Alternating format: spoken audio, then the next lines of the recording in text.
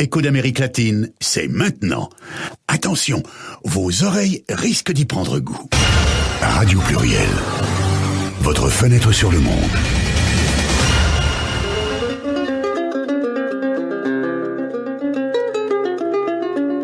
Saveur, son et accord. Un voyage dans les traditions latino-américaines. Écho d'Amérique latine. Toute la diversité de l'Amérique latine, hablando en espagnol, une mosaïque de culture.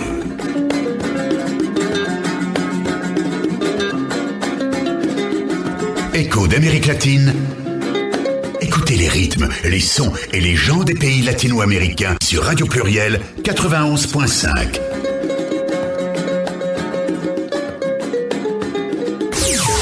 Radio Pluriel sur Internet, radiopluriel.fr.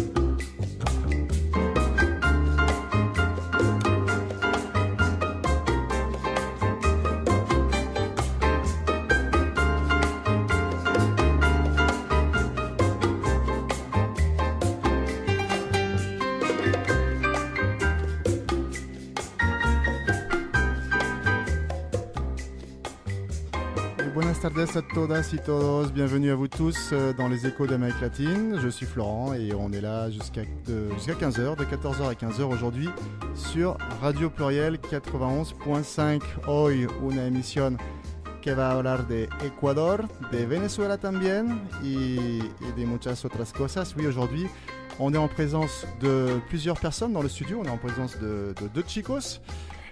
D'abord Florian Michel, vidéaste qui a parcouru l'Équateur en équipe et qui va nous expliquer son projet qui s'intitule Mon pouvoir dans la Constitution. Bonjour Florian. Bonjour. Ça va ? Ça va bien et toi ? Super. Super heureux de te recevoir parmi nous à Écho d'Amérique latine. Et puis on est aussi avec Bastien, un passionné de l'Amérique latine, notamment de littérature et de voyage. Bonjour Bastien. Bonjour. Ça va la forme ? Ça va très bien. ¿Qué tal ? Muy bien, gracias. Bueno. On devait avoir d'autres invités et eux, malheureusement, elles ne sont pas venus. Donc nous serons entre chicos ce samedi et puis on les invitera bien évidemment une prochaine fois. On avait une collaboratrice colombienne et une équatorienne, mais ce sera donc pour une autre fois. Allez, on va faire un petit tour sur les noticias aujourd'hui. Alors évidemment, vous savez que c'est les présidentielles en France, mais c'est aussi les présidentielles en Équateur. C'est ça, le deuxième tour bientôt. Deuxième tour, et ça arrive très très vite tout ça.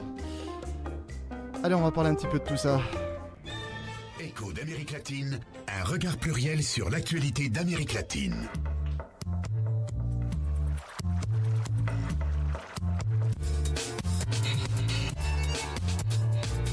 Allez, petit problème technique, mais on continue notre émission tranquillement. Alors, évidemment, on va parler un petit peu du bilan en mi-teinte de Rafael Correa, le président, toujours le président jusqu'à demain, de l'Équateur. Donc, selon Le Monde, le niveau de vie s'est élevé sous son mandat. Il a stabilisé le pays. Mais le président sortant laisse à son successeur une série de problèmes, évidemment. Rafael Correa, qui a été élu à la tête de l'Équateur en 2006, a passé une décennie au pouvoir. Et au cours de ses mandats successifs, il a apporté une stabilité politique rare au pays, selon The Economist. Le niveau de vie a augmenté et les services publics se sont améliorés, mais la corruption domine encore. Voilà, donc pour l'élection présidentielle avec le second tour qui a lieu demain et dont le premier tour a eu lieu il y a quelques semaines déjà. Rafael Correa, il compte sur son successeur Lenín Moreno, donc ancien vice-président. Les résultats sont plutôt en sa faveur, mais c'est assez au coude à coude avec la droite. Alors, de toute façon, quel que soit le résultat demain, le pays de 16 millions d'habitants fait face à de grandes incertitudes. La diminution par 2 du prix du pétrole depuis 2014, principale source d'exploitation, a conduit le pays à la récession et a aggravé le déficit budgétaire qui est maintenant proche de 6%. Le prochain président ne pourra pas se permettre les largesses de M. Correa envers la population. Il avait utilisé la manne pétrolière pour construire le socialismo del siglo XXI, donc le socialisme du XXIe siècle, avec plus de routes, plus d'écoles, de cliniques, de logements sociaux, sans tomber dans les dérives inflationnistes d'Hugo Chavez, ex-président du Venezuela, et de Nicolás Maduro, président actuel. Voilà, donc le taux de pauvreté a reculé en Équateur, puisqu'il est passé de 40% en 2006 à 23% en 2016, donc en 10 ans. L'économie est restée vulnérable, la dette publique a triplé à plus de 50% du PIB et les frais sur celle-ci deviennent très élevés. Le pays n'est pas assez attractif pour les investisseurs étrangers et récession aidant, le chômage et la pauvreté repartent à la hausse. Alors sur le plan politique, son autoritarisme et la corruption posent problème, selon Le Monde. Les scandales liés à la construction, notamment avec les groupes brésiliens Odebrecht, ont ainsi miné son crédit, aboutissant à une campagne présidentielle rythmée par ses échecs plus que par ses succès. Et M.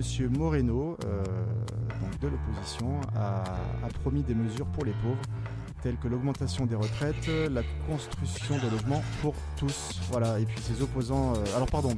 Moreno n'est pas d'opposition, qu'est-ce que je dis ? C'est le successeur, le potentiel successeur de Rafael Correa, bien sûr.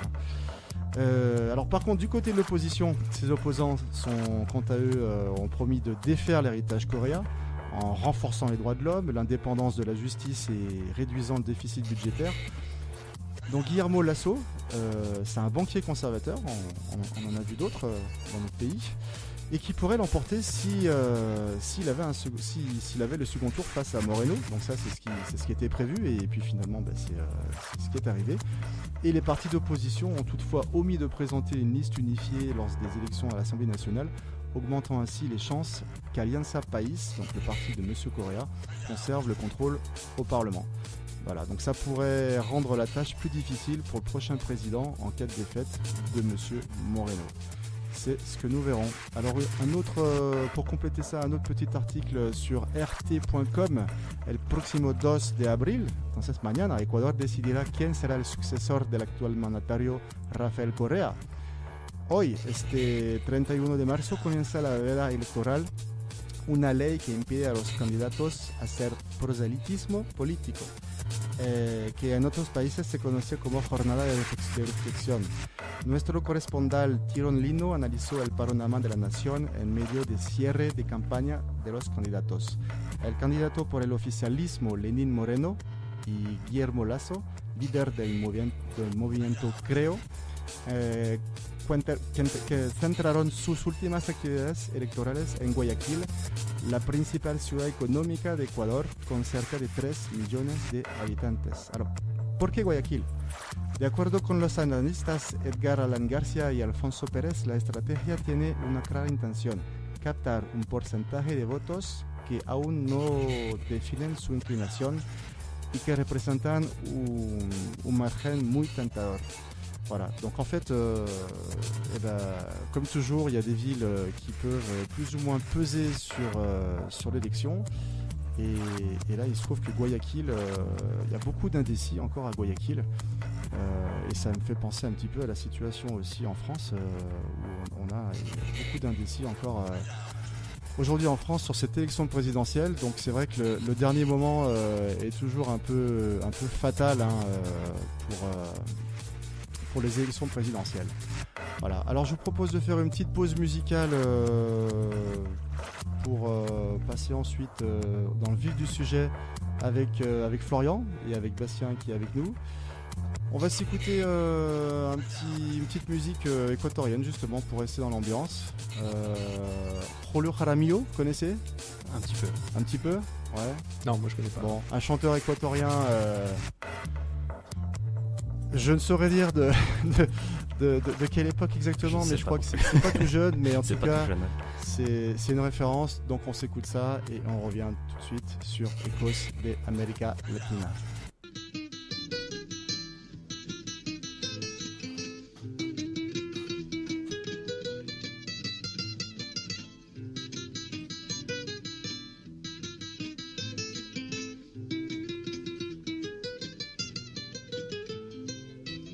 Bella pequeñita, atiéndeme mi ruego, que una honda pena te quiero contar.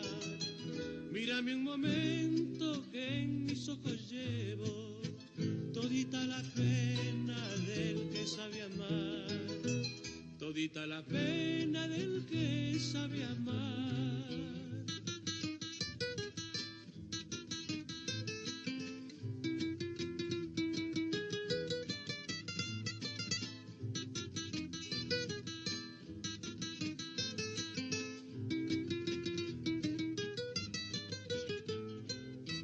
Un amor muy grande, linda pequeñita, en mi pecho guardo desde que te vi.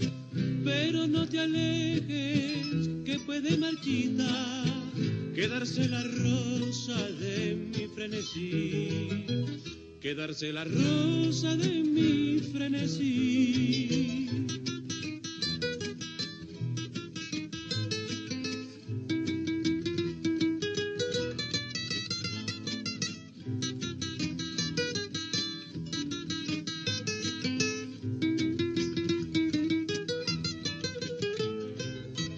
No te alejes tanto que no puedo verte, linda muñequita de rico bazar.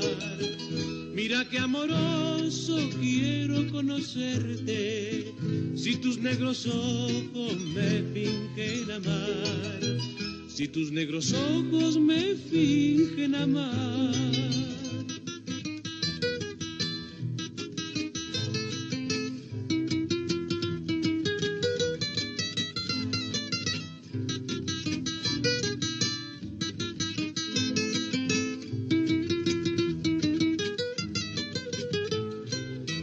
Mírame sonriente, linda pequeñita, y mi grande angustia sabrás mitigar. Quiero que tú seas quieta lucecita de amor y esperanzas en mi naufragar, de amor y esperanzas en mi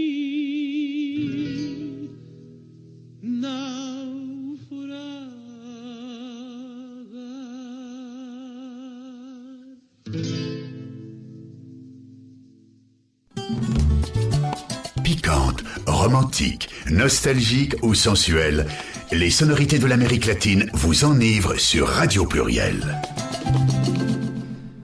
Et on revient sur Radio Pluriel 91.5, Ecos de América Latina, aujourd'hui avec Florian et Bastien. Ça va les... Ah, toujours, à fond. Ça va super, ça va super. Bon, voilà, petite chanson de Julio Jaramillo pour festoyer autour de l'équateur aujourd'hui. Et justement, ça nous amène aujourd'hui à parler d'un documentaire qui nous amène à réfléchir sur les thèmes du modèle du développement de l'Équateur. Un documentaire qu'a monté et réalisé Florian. Alors Florian, comment déjà cette idée elle a jailli de vos esprits, parce que vous n'êtes pas tout seul, hein, ouais. Tu vas nous expliquer un peu avec qui tu as fait ça, quand, comment, mais d'où est née cette idée de faire un reportage sur l'Équateur? Alors en fait, j'ai fait une licence audiovisuelle et dans cette licence, il y avait la volonté d'avoir pas mal d'étrangers et de gens qui venaient de formations différentes. Et donc il y avait un Équatorien justement, il y avait aussi une Lettonne, 3 Roumaines, il y avait diversité un petit peu ethnique. Et du coup, avec c'était en 2012, donc il y avait les élections en France, et on discutait avec Mathias, il s'appelle, notre ami équatorien, de justement, lui dans son pays, ce qui se passait. Il était plutôt fier de nous parler de ce qui se passait avec la révolution citoyenne, Rafael Correa au pouvoir. Il était plutôt pour ces changements-là, et nous on était un petit peu avec François, un autre Français du coup de la licence, en mode faut voter entre la peste et le choléra, la politique en France on n'y croit pas trop. Et donc c'était à la base intéressant d'avoir cette différence entre lui qui était super fier de nous parler de son pays, de tout ce qui se passait politiquement, et nous qui étions un peu déçus et déjà désespérés de la politique en France. Et du coup ça nous a donné envie d'en savoir plus, sachant que moi à la base je savais même pas placer l'Équateur sur une carte, donc je connaissais pas du tout. Et quand on a commencé un petit peu à se renseigner, on a vu que l'Équateur, on en parlait très peu en France, ou mal, dans le sens où on a pu avoir des articles dans différents journaux qui étaient pas très justes. On s'en est rendu compte après une fois sur place. Donc on a eu cette sensation qu'il y avait matière à raconter des choses là-bas parce qu'on a peu ou pas d'informations sur ce qui se passe en Équateur. Et le peu d'informations qu'on a aussi parfois est un petit peu fantasmé, avec cette vision de les médias français n'en parlent pas, mais ce qui se passe là-bas c'est magnifique, Rafael Correa est un homme providentiel, c'est exceptionnel ce qui se passe là-bas. Et donc pour éviter d'être dans un truc manichéen où on est contre ou pour, on a voulu aller sur place, s'en rendre compte, et vu qu'il y avait encore rien vraiment de fait là-bas, et qu'il y avait du coup tout à expliquer, tout à montrer, tout à découvrir, on s'est dit qu'on allait faire un documentaire là-dessus. Ça faisait une première grosse expérience pour nous qui n'avons pas encore beaucoup d'expérience vu qu'on venait de terminer nos études. Et puis en même temps, clairement, c'est un super voyage. Le pays est magnifique, donc c'est enrichissant aussi personnellement d'aller là-bas, quoi. Alors du coup, ça y est, c'est parti, en avant pour l'aventure, vous allez là-bas. Et comment vous préparez ce voyage? Est-ce que vous avez déjà des connexions avec des personnes, ou vous partez un petit peu à l'improviste comme ça, en vous disant « Oh, on verra sur place ». Alors, comment ça se prépare tout ça? C'est un mix des deux en fait. C'est-à-dire qu'il y a une préparation déjà financière, faut travailler à droite à gauche pour avoir le matériel pour filmer, la lumière, le son, tout le matériel technique, le voyage là-bas en avion déjà.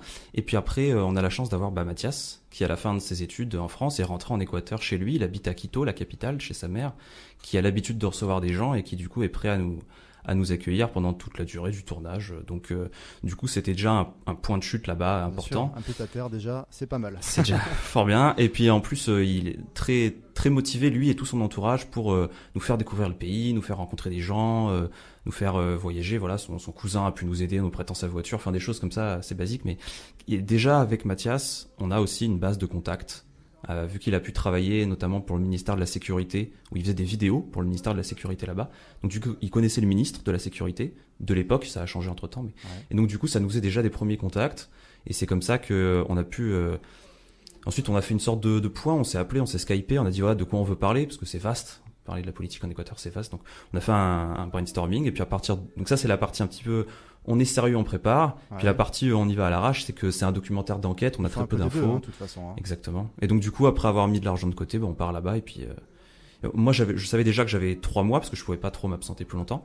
Et à partir de ça, c'est une fois sur place qu'on a commencé vraiment à bosser, à faire les contacts, les premiers contacts que Mathias avait, qui nous ont permis d'accéder à un député, un spécialiste, un universitaire. Et à partir de ça, on a pu démarcher d'autres contacts et ainsi de suite. C'est-à-dire que certains politiques de prime abord peuvent refuser des interviews de gens qu'ils connaissent pas pour un documentaire qu'ils connaissent pas, mais le fait d'avoir déjà interviewé un député, le fait en plus de pas être équatorien, d'être français, il y a un petit peu ce côté des réalisateurs français. Oui, alors justement, comment les Frenchies sont accueillis là-bas? Attendez, mais vous vous intéressez à notre petit pays, l'Équateur, vous, la France, comment vous êtes accueillis là-bas par rapport à ça, le projet? Il y a un lien fort entre la France et l'Équateur. Il y a beaucoup de Français là-bas. Il y a un ministre qui est français en Équateur, qui est franco-équatorien. Ouais. Donc le président, il a fait ses études aux États-Unis et en Belgique, donc il connaît aussi un peu l'Europe. Donc sa femme, elle est enseignante dans un lycée français, la Condamine en Équateur, à Quito.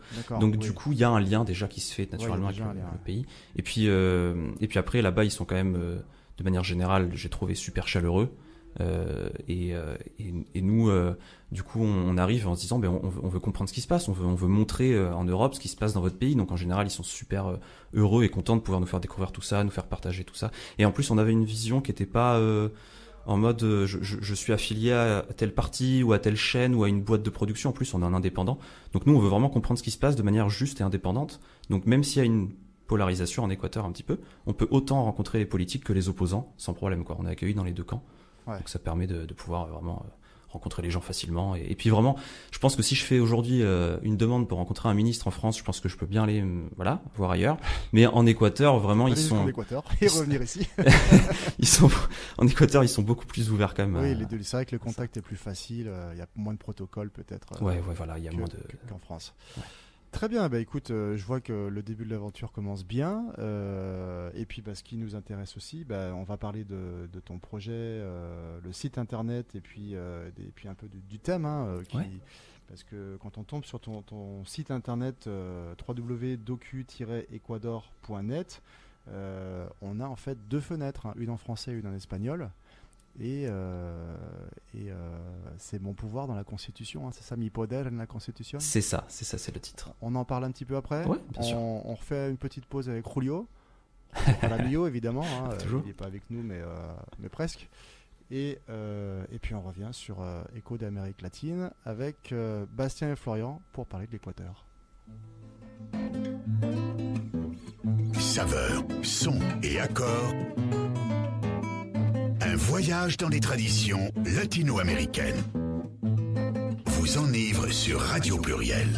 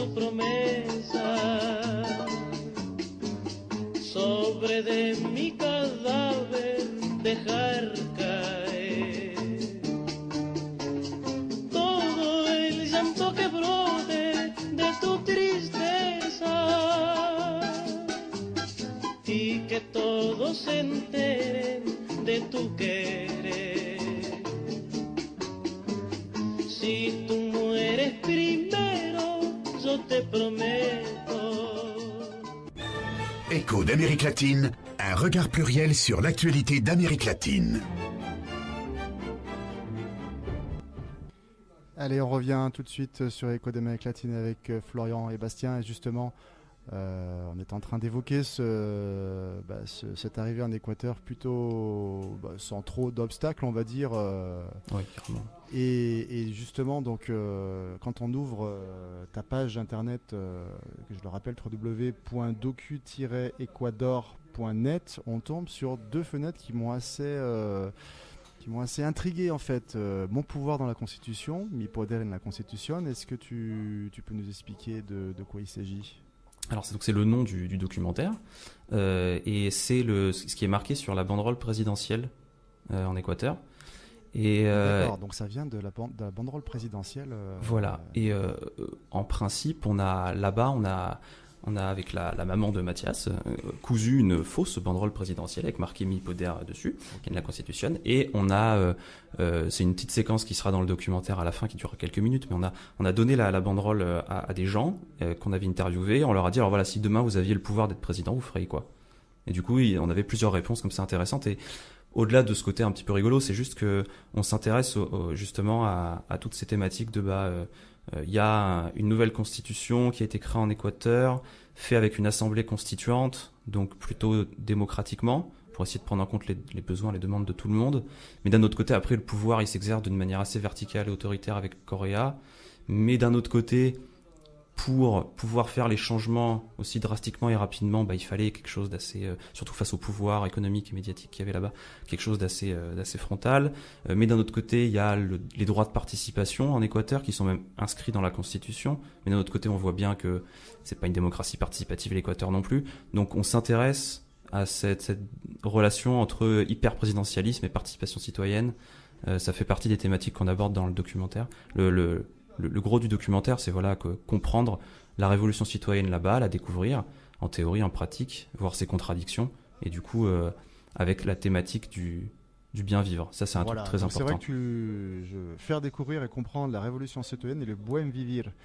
En 2 mots, est-ce qu'on peut en parler justement pour ceux qui n'ont pas entendu parler du bien vivre, du buen vivir dans les médias français? Alors en 2 mots, c'est donc une cosmologie indigène. En quechua, c'est Suma Causai, et en espagnol, ça donne buen vivir. Et le gouvernement équatorien a repris cette cosmologie assez complexe, empreinte de spiritualité, etc., mais qui met un petit peu des liens entre, c'est-à-dire être bien avec soi-même, être bien avec les autres, avec sa communauté, avec la nature.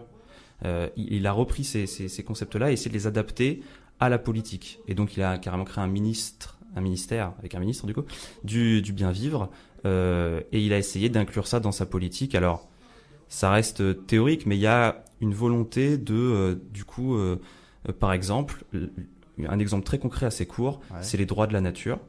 Et donc, en Équateur, il y a le procès de la rivière. C'est un exemple très concret, où il y a une rivière, où il y a eu des déchets qui ont été mis par une entreprise dans cette rivière. Et donc, il y a des gens qui sont regroupés en collectif et qui ont fait un procès contre cette entreprise en prenant comme si ils défendaient la rivière. Donc, la rivière est un sujet de droit et ils défendent la rivière contre l'entreprise. Et le jugement a dit que effectivement l'entreprise n'avait pas le droit de déverser les déchets dans la rivière qui du coup est polluée et qui du coup en plus affecte des communautés, même sans parler de ça. Et donc du coup ils doivent dépolluer la rivière, donner des sous en compensation, enfin voilà. Et donc ça c'est par exemple un exemple concret de l'apport du bien vivre. C'est sûr, très original, le mot est peut-être mal choisi, mais original pour nous, mais ça devrait être fondamental. Je sais pas ce que tu en penses, Bastien. Mais... Ouais, il voit la rivière comme une victime finalement. C'est presque de la même manière qu'un être humain. Voilà, donc en fait une originalité qui devrait être une normalité, puisqu'on devrait tous se dire que si on pollue un lieu ou un espace naturel, on devrait pouvoir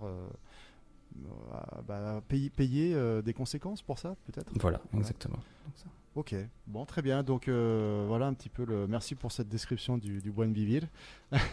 Alors révolution citoyenne aussi, donc ça c'était un petit peu la thématique de Rafael Correa pendant ces 10 dernières années, je crois.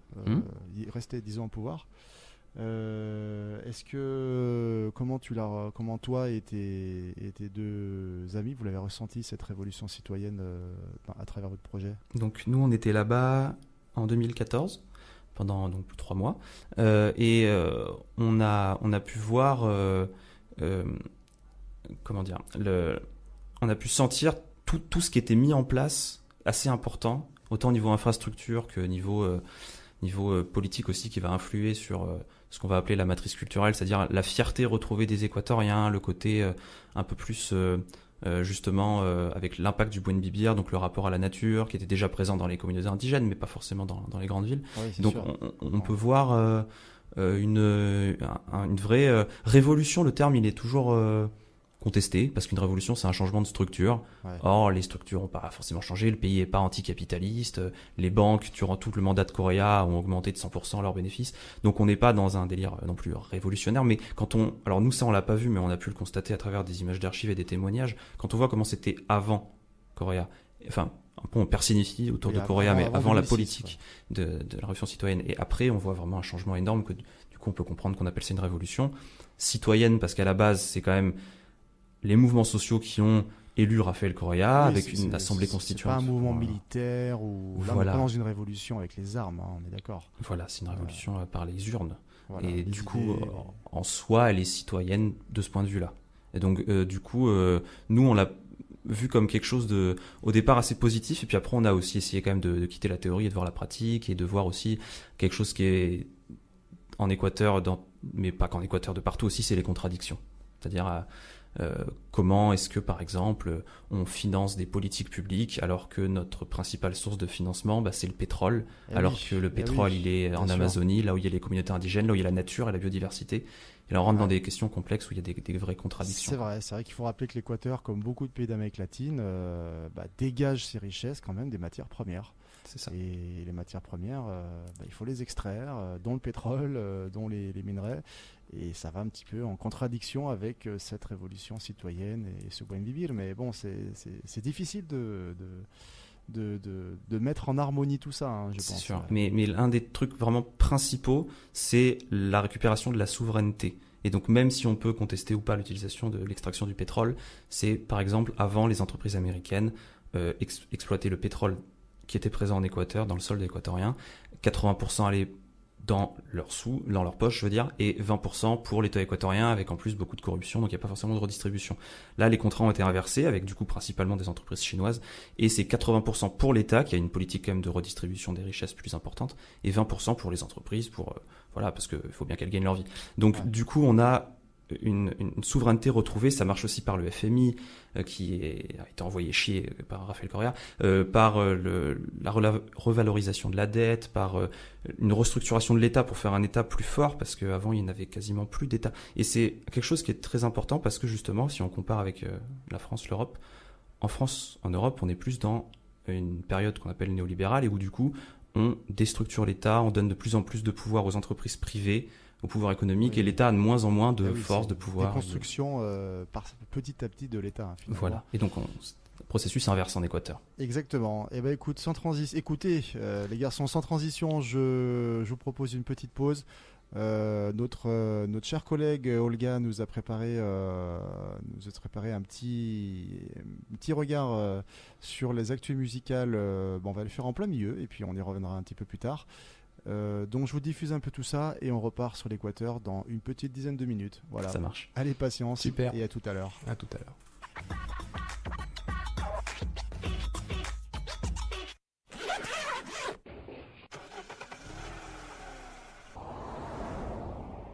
¿Están listos para viajar conmigo?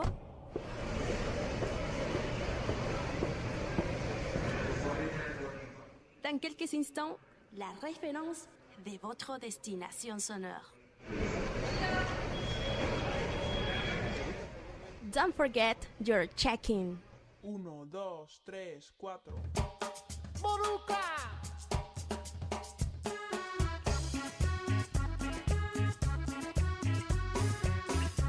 Écho d'Amérique latine. Así es. La vida se vive.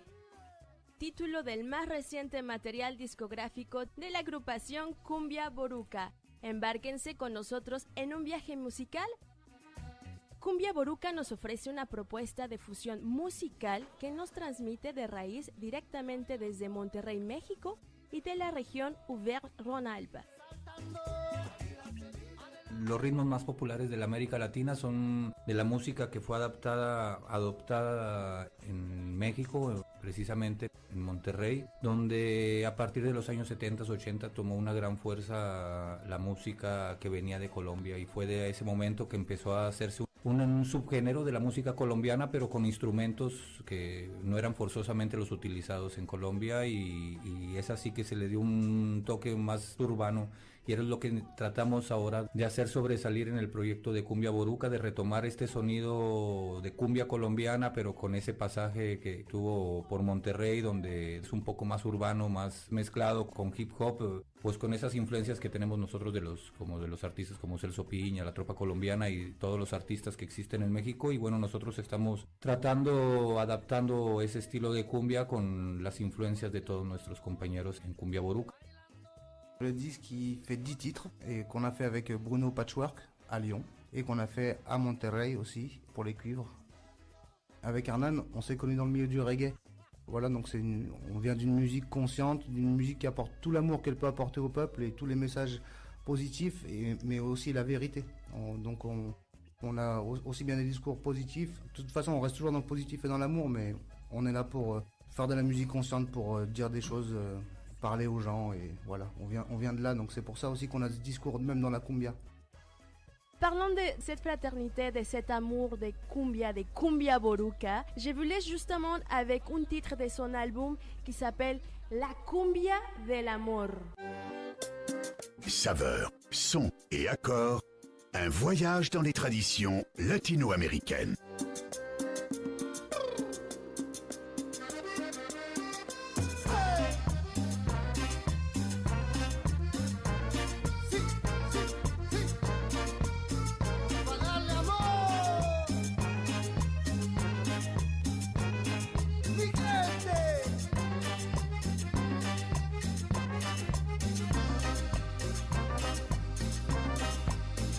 Soy una lejanía, hoy estamos de cumbia, parece cumbia mía, la cumbia del amor, la cumbia del amor, la cumbia del amor, la cumbia del amor, porque se oye el ding dong de tu corazón y el mío porque ellos se unen, cuando canta, cuando está contento, cuando tiene frío, la cumbia del amor, la cumbia del amor.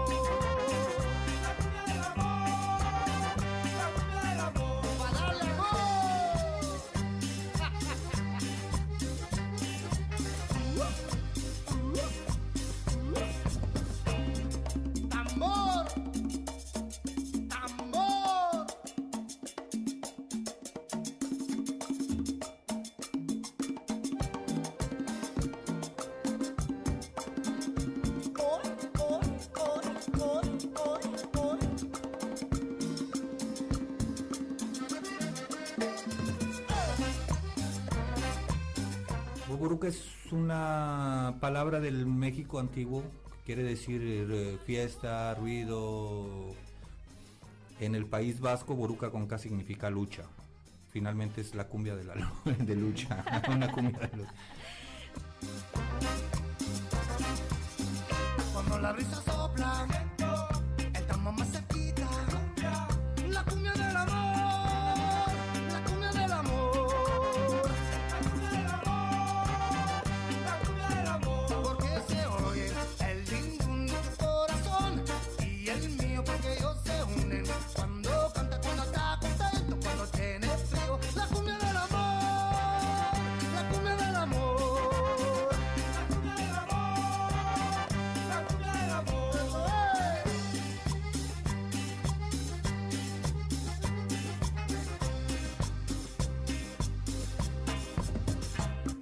La cumbia del amor se te subió por la cadera, pon la mano para arriba, siente la vibración que la boruca te manda, pon la mano para arriba. La cumbia del amor de Monterrey hasta Francia, pon la mano para arriba. El ritmo colombiano se bailaba mi raza, pon la mano para arriba, arriba con la mano para arriba, arriba con la mano para arriba, arriba con la mano para arriba, haciendo boruca.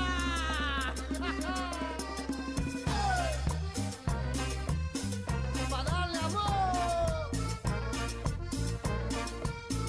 pa' darle amor, pa' darle amor.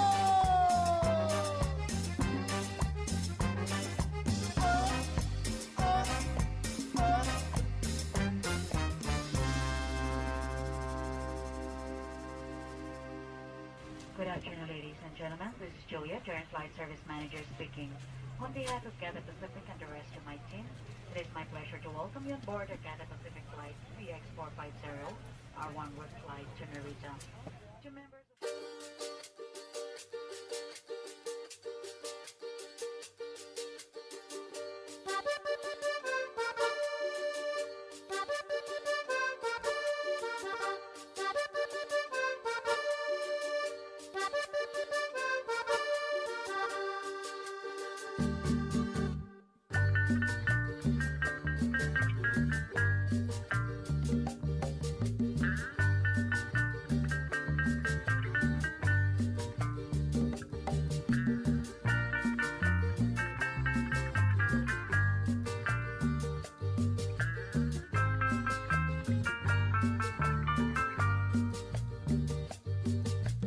Hay un pedazo de mí que se quedó en mi tierra. Hay un pedazo de ti que me llevo, mi amor. Un pedacito de mí que se quedó en mi tierra. Este Este pedazo de mí me hace falta mi amor.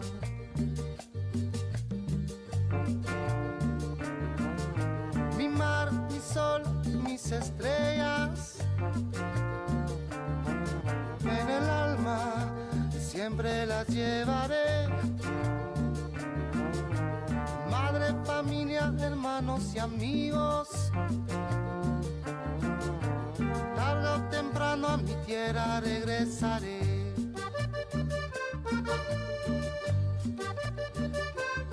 Mais moi je suis Bob Sikou. Quand j'écris Un pedazo de mí, qui parle des gens qui vivent en dehors de chez eux, qui vivent loin de chez eux, et qu'il y a un morceau d'eux qui reste dans leur pays, avec leur mère, avec leur famille, avec leur terre, avec tout. Ben, donc moi je prends mon inspiration là-dedans, et puis l'inspiration parce que je connais Hernan depuis longtemps. Donc je sais aussi ce qui vit loin de chez lui, et puis tous les gens que je connais qui vivent loin de chez eux.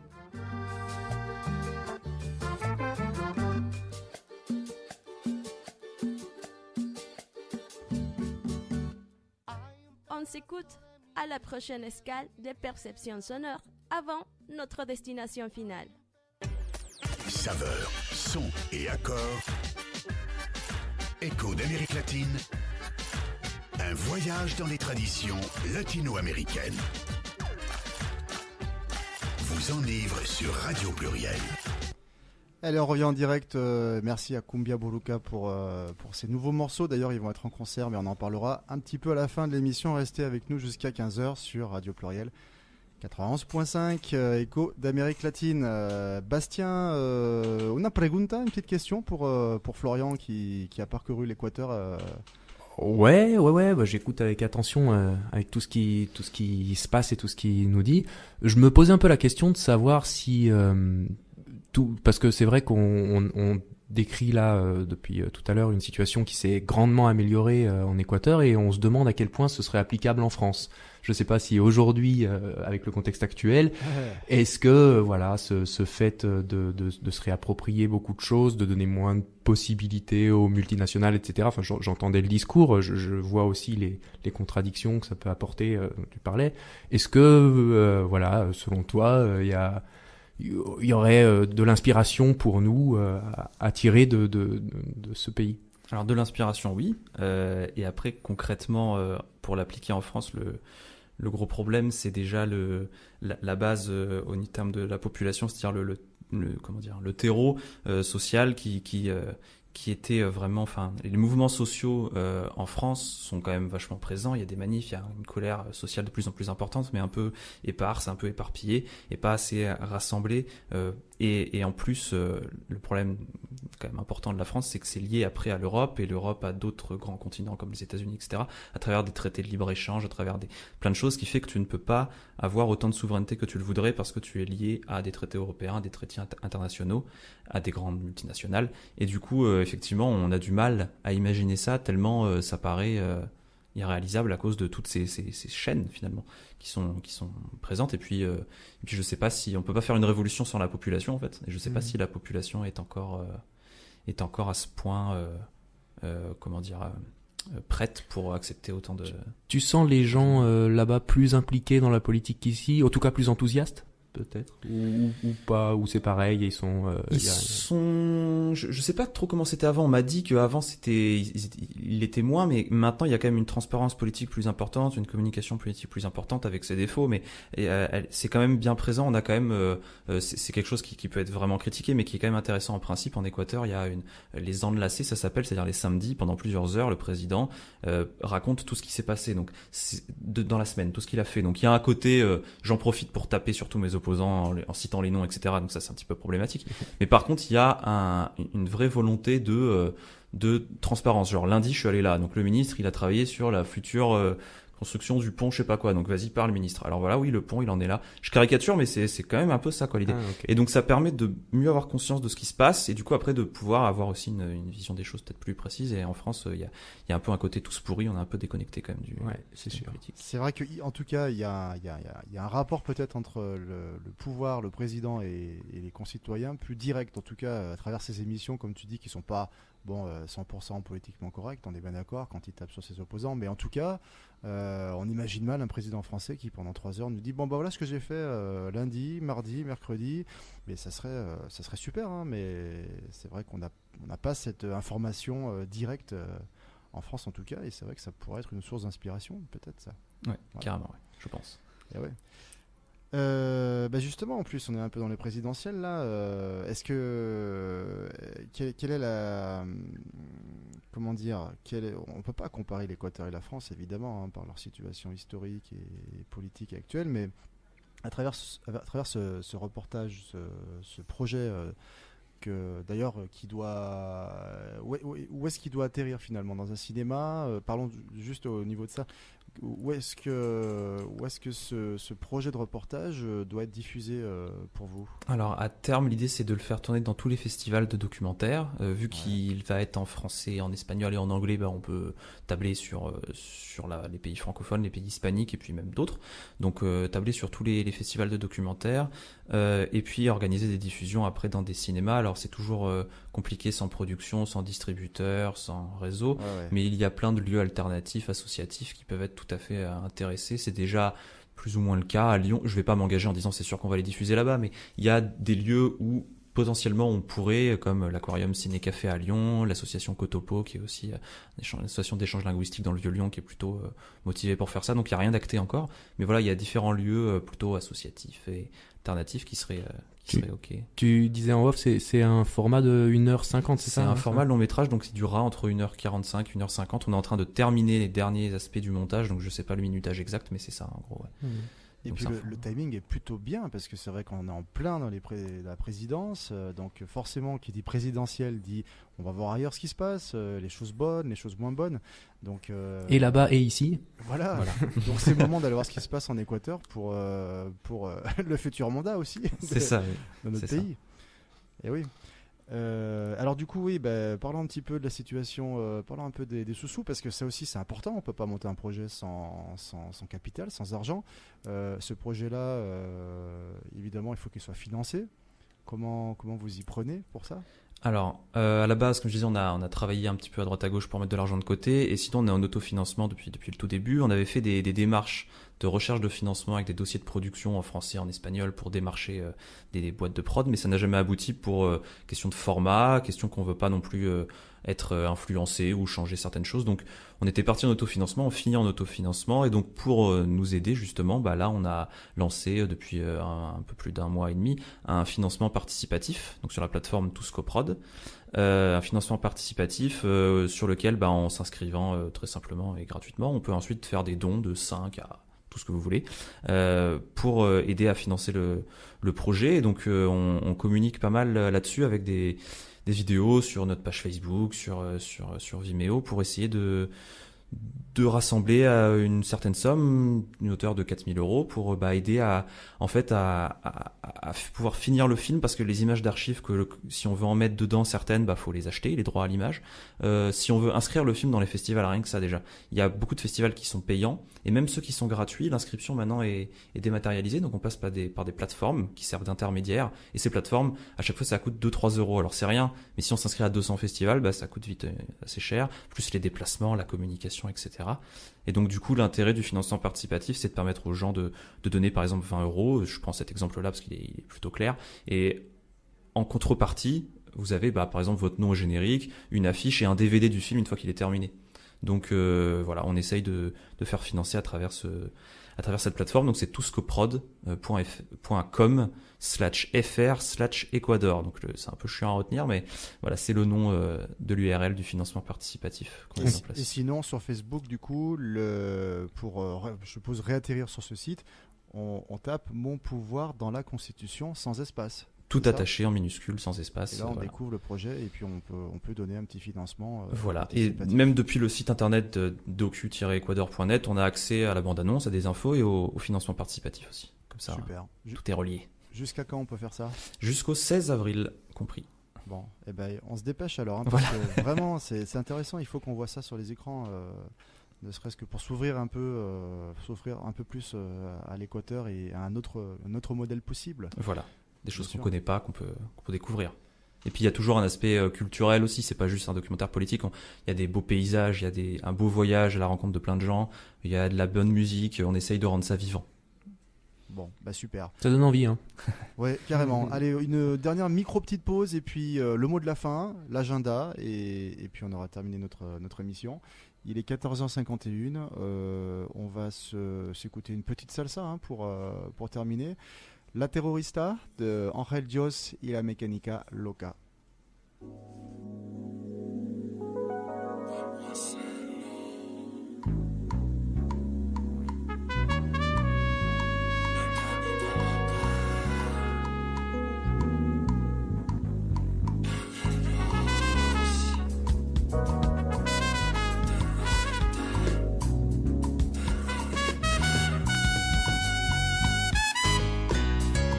¿Cómo?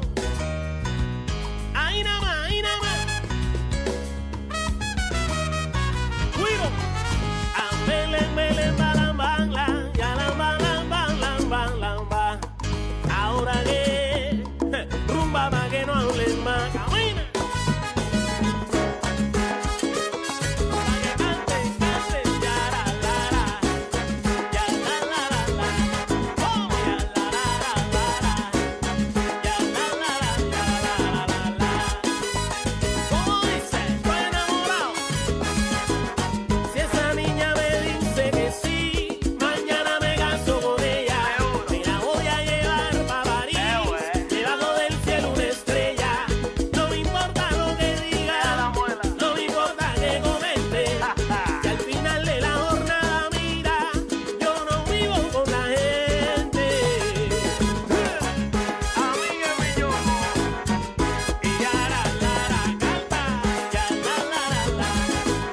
Yo la quiero porque yo quiero y nunca la interesa. Si es que yo soy sincero y la quiero como es. Ella es mi niña bonita.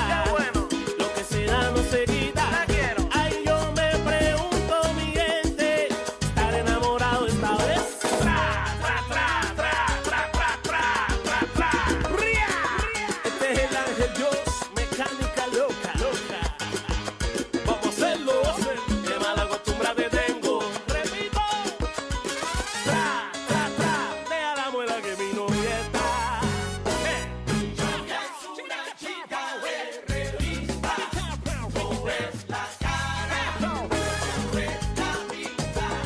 Sí, mi novia tiene fama de terrorista, calienta el París, ay mami, qué mala vista. Mi chica tiene mil cosas que no la tiene cualquiera.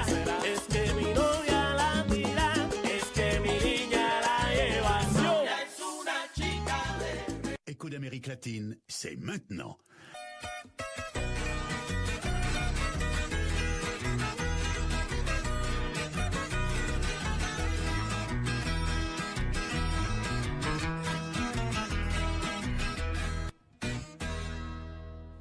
Attention, vos oreilles risquent d'y prendre goût. Allez, de retour sur Echo d'Amérique latine pour quelques petites minutes restantes. Florian, Bastien, merci d'être passé dans le studio d'Echo d'Amérique latine. Ben, merci beaucoup à toi. Merci à toi. Ouais. Le petit mot de la fin peut-être, Florian, déjà sur ce projet, sur... Eh bien, on espère le terminer le plus rapidement possible avec votre aide pour le financement participatif. Vous avez vu toutes les infos pour le site Facebook, etc. On mettra tout sur Facebook, aussi sur notre site. Si vous avez des questions, si vous voulez d'une manière ou d'une autre nous rencontrer pour discuter, pour participer d'une manière ou d'une autre, que ce soit pour, je sais pas, de la com, de la trad, peu importe. Nous, on est très, très ouverts, on veut que ce soit vivant, participatif, donc voilà, n'hésitez pas. Et puis j'espère que ça vous a intéressé et que du coup, quand on aura vraiment enfin terminé, on pourra le diffuser et que vous serez nombreux à venir regarder le film. Eh ben, on espère pouvoir ça assez rapidement, n'est-ce pas Bastien? Ouais, moi j'irai avec plaisir. Ouais. Voilà, pour pouvoir compléter un peu notre ouverture sur ce beau pays. Et puis surtout, rappelons-le, demain, deuxième tour, donc résultat des élections en Équateur. Donc soit une continuité un petit peu de tout ce qu'on vient de parler, là, le buen vivir, vivre ensemble, la révolution citoyenne, soit l'opposition, dans ce cas-là, peut-être un tournant, des choses qui vont changer. Ouais, voire Donc, même un retour en arrière. Voilà, peut-être. Donc on est en plein cœur de l'actualité, sur Echo d'Amérique latine, justement, entre ton projet et ce qui va se passer aussi un peu demain. À voir. On espère que On ça se verra passe ça. bien. Allez, du coup, merci à vous deux. Merci à toi. Merci, à bientôt. Et puis en parlant des actualités, on va regarder un petit peu ce qu'on a à faire ce week-end sur Lyon. Allez, on va regarder Radio ça. Pluriel, radio de découverte. Ah, si le jingle parle en même temps que moi, ça va pas le faire. Hein. Ici, c'est moi le chef, d'accord? Ouais, alors qu'est-ce qu'on fait ce week-end? Eh bien, écoutez, ce soir, 1er avril, et ce n'est pas une blague, petit concert de Filippo et compagnie organisé par le Macanudo. Je ne présente plus le Macanudo, évidemment, on en parle toutes les semaines. Bar associatif branché latino en face de la piscine olympique, quai Claude Bernard 8. Et c'est à 20h30, concert Filippo et compagnie. Filippo Koutaïa, qui est un musicien-chanteur de la région lyonnaise, compose sa musique lui-même sur des influences reggae, world music, donc un métissage musical qui est apparu comme une évidence dans la pluriculturalité de la société actuelle, et aussi de par ses rencontres artistiques et humaines avec des musiciens d'ici d'ailleurs, d'Afrique de l'Ouest, du Maghreb et d'Amérique du Sud. Voilà, donc Filippo, Echo, Reggae, World Music, une musique qui sera festive ce soir au Macanudo, sur des bases reggae, au gré des inspirations, des voyages, du vent de la vie, des compositions originales, alors des textes en français, en italien, en espagnol, qui donne vie à une écriture légère et vagabonde et aussi teintée de réalisme dans la vie quotidienne. Où pèsent bien évidemment les injustices et les inégalités. Voilà pour ce soir. Dimanche, il y a un stage de Rumba Guanganco pour les débutants évolutifs. Alors je sais pas ce que ça veut dire débutants évolutifs, mais bon, je pense que les débutants non évolutifs sont acceptés aussi, évidemment. Ce stage de Rumba Guanganco, il a lieu à 15h30 au Cabana Café, donc 30 rue de l'Annonciade dans le 1er arrondissement. Et c'est donc dans la continuité des deux premiers stages que ils vous attendent demain 2 avril pour le 3e volet, pour ce stage de Rumba. Donc c'est 2 heures de stage, voilà, pour vous bouger un petit peu. Et puis donc à 15h30 jusqu'à 17h30 avec Abel Adonco de la team Sabor Cubano. Et puis on continue, alors je l'ai fait un peu à l'envers aujourd'hui, mais ce soir il y a encore autre chose en parallèle du Macanudo, une autre rumba ambiente familiar, et là on va aller plus dans l'ambiance colombienne, puisque c'est organisé par l'association Colombia Nueva, nos amis Colombia Nueva, et ça, c'est ce soir à 20h à l'île de Chine. Ça se trouve 48 quai Georges Clémenceau à Caluire-et-Cuire, 69 300. Et c'est une fiesta d'integration latina en Lyon. Voilà, donc vous allez pouvoir... l'entrée est gratuite, je tiens à le préciser, et vous allez pouvoir vous éclater et vous amuser au son de la Colombie ce soir sur l'île de Chine. Voilà, donc n'hésitez pas. Et puis petite information aussi littéraire, il y avait Luis Sepulveda qui était attendu au Quai du Pont. De l'Argentine au Mexique, en passant par l'Équateur ou le Nicaragua, les rythmes de la musique latine sont sur Echo d'Amérique latine.